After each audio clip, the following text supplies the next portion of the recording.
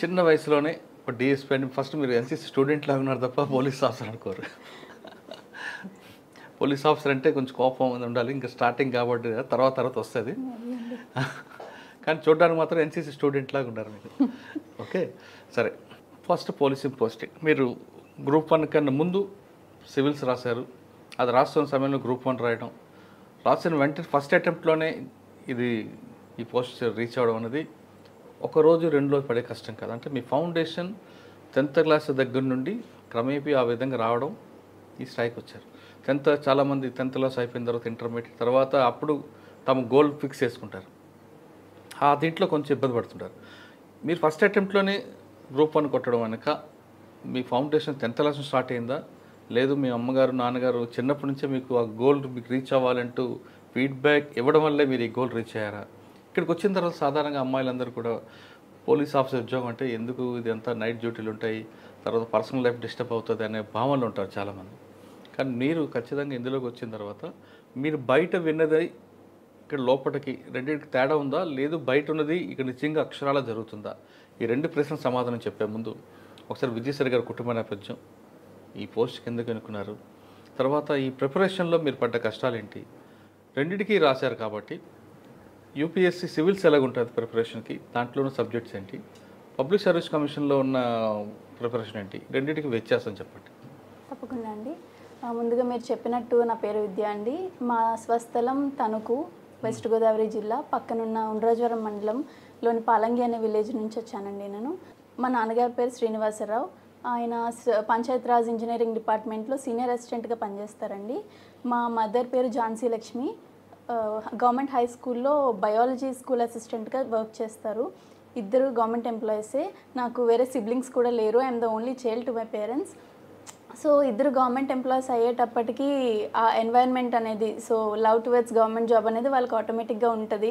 కానీ సాధారణంగా ఉండ్రాజవరం తణుకు ఆ ప్రాంతంలో అమ్మాయిలు కానీ అబ్బాయిలు కానీ, ఎందుకంటే బాగా సౌండ్ పార్టీ పిల్లలు ఉంటారు, తల్లిదండ్రులకి బాగా పొలాలు ఉంటాయి, సంవత్సరానికి 3 పంటలు ఉంటాయి. పిల్లలందరూ కూడా సినిమాల వైపు ఎక్కువ మక్కువ చూపిస్తుంటారు. ఆ ట్రెండెన్సీ ఎక్కువగా మీరు చెప్పిన ఉండ్రాజవరం, తణుకు, వేల్పూరు ఈ ప్రాంతాల్లో ఎక్కువ కనిపిస్తుంది. నిడదవోలు, తాడేపల్లిగూడెం. మీరు అటువైపు వెళ్ళకుండా చదువు వైపు ఎక్కువగా ఎందుకు ఫోకస్ చేశారు?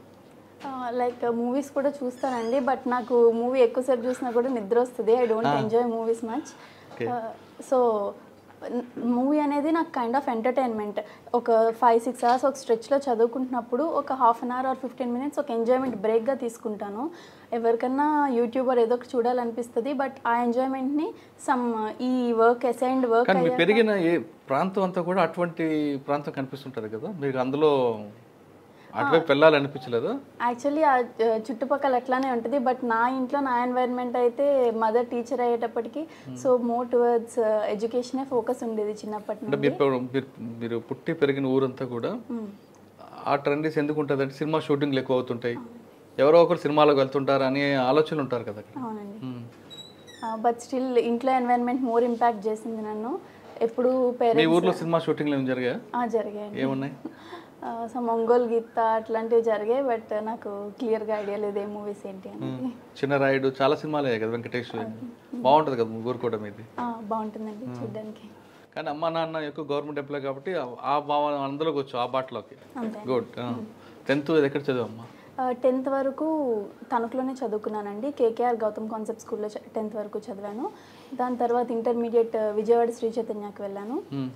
బీటెక్ వచ్చేసి సత్యభామ యూనివర్సిటీ చెన్నైలో చేశాను. 2018లో గ్రాడ్యుయేషన్ అయిందండి. కంప్యూటర్ సైన్స్లో గ్రాడ్యుయేట్ అయ్యాను. గ్రాడ్యుయేషన్ అయిన వెంటనే 2018 సంవత్సరంలోనే నోటిఫికేషన్ వేయడం జరిగింది, గ్రూప్ 1 నోటిఫికేషన్. సో వెంటనే దానికి అప్లై చేసుకున్నా.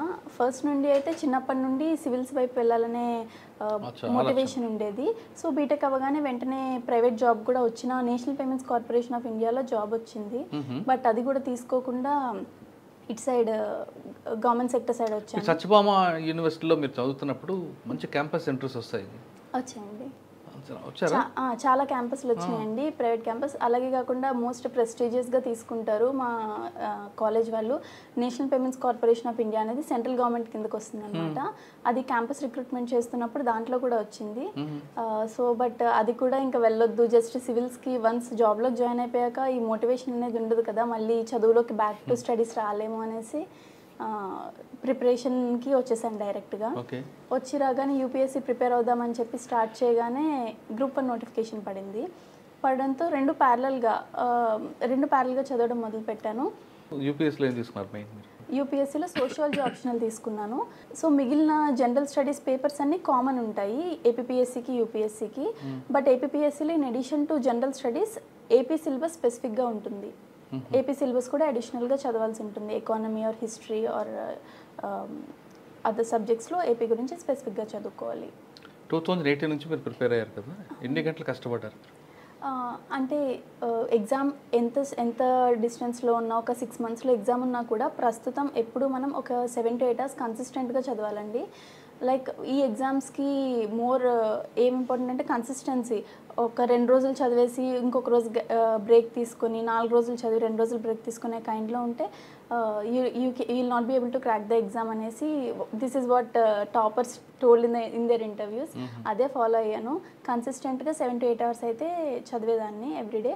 బట్ ఎగ్జామ్ అనేది దగ్గరకు వచ్చిన టైంలో స్ట్రెచ్ అనేది 14 to 15 hours కూడా వెళ్ళేది. అచ్చా, ఫస్ట్ మీరు 2018లో రాశారు, ఇది పెండింగ్ పడింది. మరి తర్వాత మీరు సివిల్స్ రాశారు కదా? రాశాను. అక్కడ ఎలా ఉందంటే మీరు కోర్స్ తీసుకున్నారు? సివిల్ నేను ఎక్కడ ఢిల్లీ వెళ్ళారా లేదా హైదరాబాద్లో ట్రైనింగా? లేదు, ఇప్పటిదాకా నేనైతే అసలు ఢిల్లీ వెళ్ళలేదు. మొత్తం ప్రిపరేషన్ అంతా హైదరాబాద్లోనే చేశాను. అండ్ హైదరాబాద్లో కూడా నేను ఎక్కడ కోచింగ్ అకాడమీస్లోకి వెళ్ళి ప్రాపర్ ఫార్మల్ కోచింగ్ అనేది ఎక్కడ తీసుకోలేదు.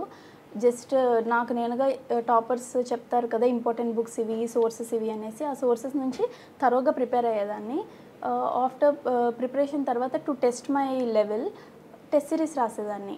టెస్ట్ సిరీస్లో నాకు వచ్చిన స్కోర్ బట్టి ఐ యూస్ టు అనలైజ్, నేను ఇంకా ఇందులో ఇంప్రూవ్ అవ్వాలి, ఈ సెగ్మెంట్లో నేను ఇంప్రూవ్ అవ్వాలి అనేది I use to analyse it myself అనమాట. అండ్ నేను టెస్ట్ సిరీస్ ఎట్లా రాశానంటే ఏ అకాడమీ వాళ్ళు టెస్ట్ సిరీస్ ఓపెన్ చేస్తే ఆ అకాడమీలో ఎన్రోల్ అయిపోయి టెస్ట్ సిరీస్ అయితే కంపల్సరీ రాసేదాన్ని. And I think that really helped me. ఒక కోచింగ్ కంటే కూడా test series help me allot.